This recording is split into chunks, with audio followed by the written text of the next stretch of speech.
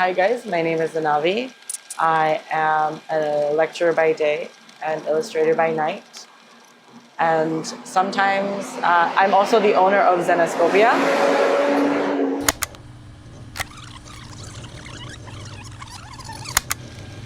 Malaysians to Indonesians, we're more towards. I know on the internet we seem hostile to each other. Yeah, that one is. I'm not going to sugarcoat that. Yeah, but that is the internet. Yeah, People exactly. are evil and mean. They can be They can be anybody online. So I mean, yeah.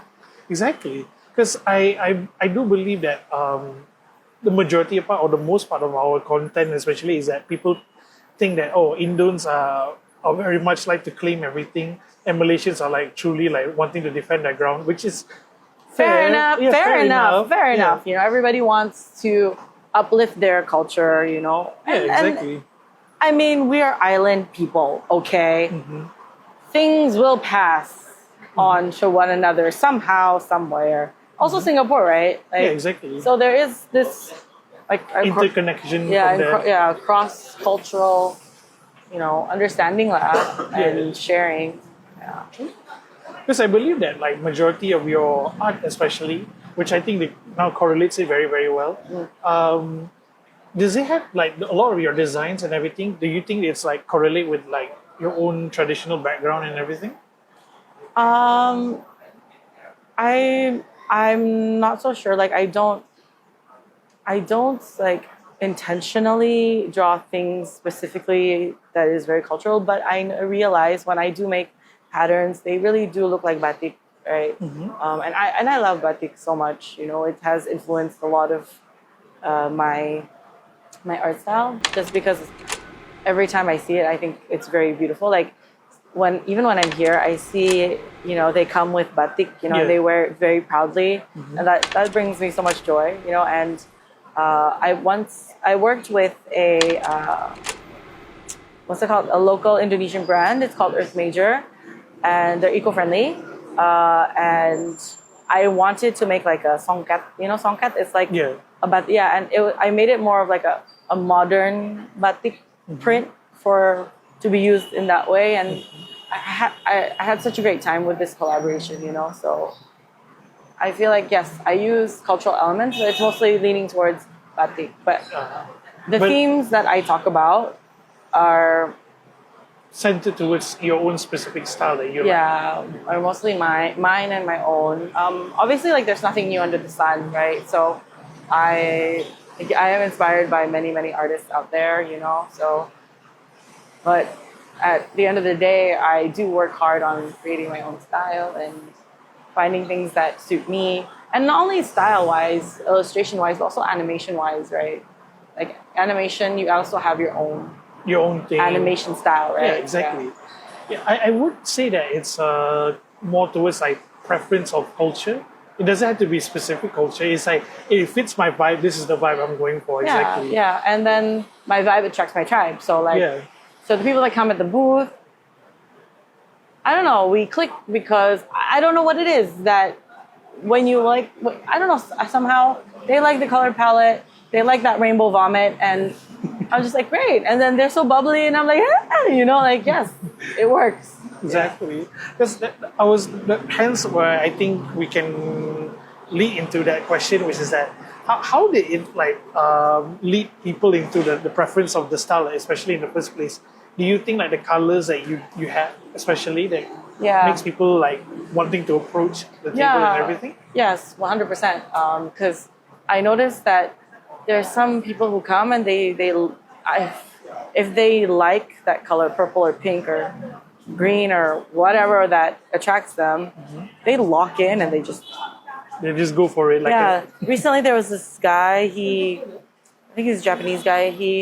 I saw him from afar. He saw my booth and he like walked straight towards me with intention, and picked up the art print and said this. And I'm like, okay.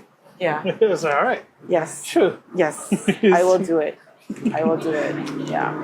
So I feel like how to say, because is there a way to like say like your artwork is more catered towards women, or it's like Oh yeah. I mean, it's not catered. I mean, it's catered to everybody. I mean, whoever likes it. But I notice, I don't know if I mentioned before, but when we do these art fairs, I know that I am missing a 50% of the population, which are men, and that's okay. That's okay. It's just like it just so happens that a lot of these styles is coordinated with women. And it's a lot of women. A lot of people say when they see my art, because they see a lot of women, they see sisterhood. Some, and that it is what it is, right? Because I have a lot of friends, like most like women friends. I have so many of them, and it's your circle of friends. Yeah, exactly. circle of friends. So they uplift me. I'm there for them, and that's mostly it. So in your own overall experience, like overall at the booth right now with all the products that you sold, do you feel like if you could make any changes towards it, like if you were to change a specific style, color palettes, or like maybe a specific vibe towards it that you want to go for in the near future or anything? No. What I would like is to be able to show my animations more. Like I want to find a way to be able to show people that I am an animator, because I feel I'm only showing half of myself to the world through these products. I want other people to see the other half, because everything is printed, everything is in still image. But I would love to have people see the interactive art. Like I have an artwork. It's called the Weather Jar, but you can't see it unless you're online. Yeah, it's an artwork that changes according to the weather of a specific city, and it also changes morning, noon, and night. And I love incorporating tech into my art, but you don't see that. Yeah, exactly. Right? I love creating these dynamic artworks at the end of the day. Because I feel like that's what I've noticed recently as well with a lot of the people here at the booth. Yeah. They are animators as well. Yeah, so and it's hard. It's like, how do you convey animation on an event like this when majority of them are like selling through products that don't even animate to begin with? Exactly, it's so hard. So I don't know. I don't know how. Like that's why I love your bag, because it shows like animation, right? Yeah. And it's just another way to express yourself. Yeah, true. Yeah. Maybe in the near future, if you were to maybe have a tablet, an iPad, or a phone to showcase the animation. Yeah, I was thinking like maybe I would do that next time, or like have like a digital frame. Yeah, exactly. But I would want something interactive, right? So people could touch and stuff like that. So I'd probably have to get like a touch screen, and maybe have like the rainbow, the Raspberry PI, maybe something like that. Correct. Yeah. So like an interactable screen, like hey, take a look at what you can do with this. Yes. So that, because that's how I started. I started with digital art, right? And I still do digital art, and I became. This is weird, but like. The way I started during the pandemic, and I started in Web3. Web3 was that's where I became Zenavi. That's how I grew as an artist, was through NFTs and all that. And from there, it just like kind of daisy chained into other things, especially. The opportunities are crazy, yeah. That's great to hear. Because not many people can like comfortably say like, hey, this launched me into certain places that need to be. Yeah, I mean, like, I'm confident to say that just because like how can I be embarrassed about it when it's brought me to where I am today? Why should I be shy about it, right? And I understand, like in the beginning I was like, I was a bit shy, but at the end of the day I thought, but I am who I am now because of that. And tech has influenced a lot of my art. Like I can make artworks, change, right? And, make it a little more interactive thanks to understanding how, Web3 works, how NFTs work, how the blockchain works and stuff like that. You see. Do you think that it hinders art in some shape or form, in your honest opinion? Sorry? Do you think like NFT, blockchains and such hinder any way or progress art, in your almost honest opinion? Hinder? Like maybe because, like the whole integration, like how people use NFT just to make money. There's no like soul behind the art and kind of thing. Okay. In your most honest opinion. In my honest opinion, it really, it's like, think of it as a gun. Gun exists. To protect, to serve. But you also can use it. For other ill intentions. Yes, and blockchain is the same. NFTs are the same. If you have ill intent, it's a tool. At the end of the day, NFTs are a tool, and it's a potential a place where you can sell your artwork. Exactly. Yeah? So professional NFT artists, we are very serious about our art on the blockchain, right? And we don't want to rug pull people, like, because I want to grow on the blockchain, you know? So it just really depends on who is using it. And it takes a ton of bad people. It takes like 3 or 4 or 5 people who do really bad things to make the whole community look bad. Yeah, exactly. Yeah. Because like for me, it's like the whole, how do I put this politely? Like a lot of it now, especially, they kind of like put it in a spectrum where it's like, okay, like, oh, because since you're doing this, it's like you're already disregarded because you're part of that community as well. Yeah, but I can tell you, for me personally, I am for this. I am for you, like art and blockchain technology, because I know I sound crazy. I know. Please don't judge me. I'm being as honest as possible, and this is just my opinion. If you don't like it, you can leave. Yeah. But I'm just telling you guys like how I feel, especially being in the space for such a long time. Is that NFTs are a great way for us digital artists to like tokenize our work and have it there as a certificate of authenticity. Yeah, exactly. And that's it. That is its ultimate function for us. How we use it is a whole other deal. Yeah, correct. Yeah. I think like the biggest concern like for most people is that the people that make those NFTs and arts, some of them are considered not even artists themselves. They just like Or they steal other artists' other work. artists when you work, and it's especially. horrible. I get it, but do separate. Like learn to separate that. Like, and it's hard because everybody then just has like this paradigm where mob mentality where it's like, Yeah. oh, because this group of people are associated with these people, like Yeah. no, they're artists themselves.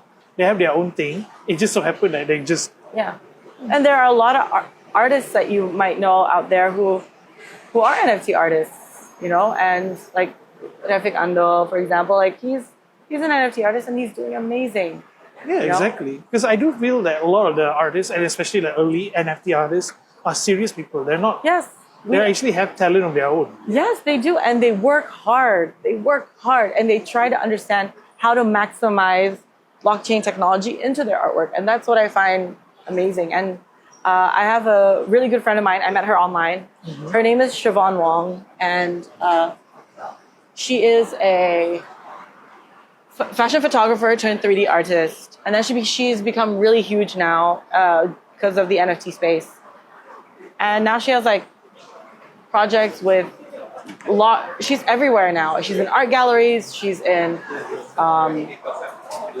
she's had collaborations with makeup artists and so on and so forth, or She's makeup making a brands. big name for herself. She's making a beautiful name. What's his name?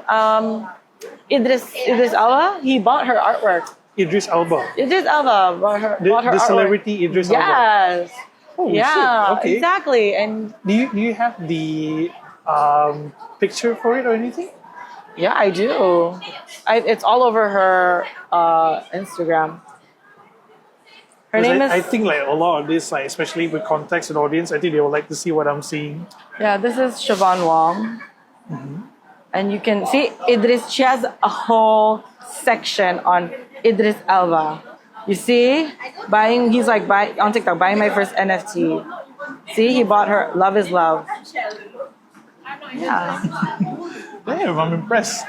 That's a recognition of its own. She's Singaporean. Amazing. She is great. And I see her artwork develop from the moment she works really hard. From the moment she started till now, she has grown so much, and it's just Poured all her heart and soul into it. and she is dedicated, and you can see she is doing so well, and I'm so proud of her. Yeah. That's good to hear. That's good to hear. Because, for me, is at the end of the day, I'm not one to judge, because I do believe that there's a story to tell from every 100%. perspective from audience. Which I think I was surprised when I told you guys about how I roll my stories. Is that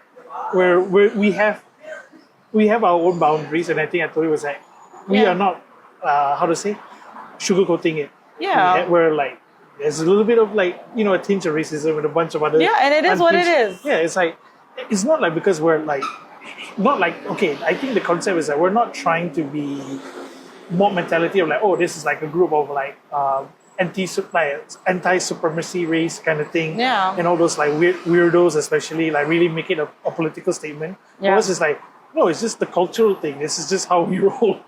I understand, and that's great because, as I mentioned before to you, it's really hard to have discourse Yeah, with exactly. anyone now. Yeah. Just because they'll just be, you do NFTs, you're a scammer, done, end of story. That's Yeah. how you're labeled. I don't want to talk to you. I don't want to be friends with you. Yeah. And that's so sad because You put a lot more thought and soul into it compared to like most people that really uses it to like, yeah, I'm just here for the money and just gonna bail with it. yeah, and then people do that, and Yoda, they just give us a bad name, but then we have to work extra hard to fight that, right? Yeah, And exactly. show up, Yeah. True. So yeah, I think I have to go. Yeah, no Hopefully it was entertaining. Yeah, no worries.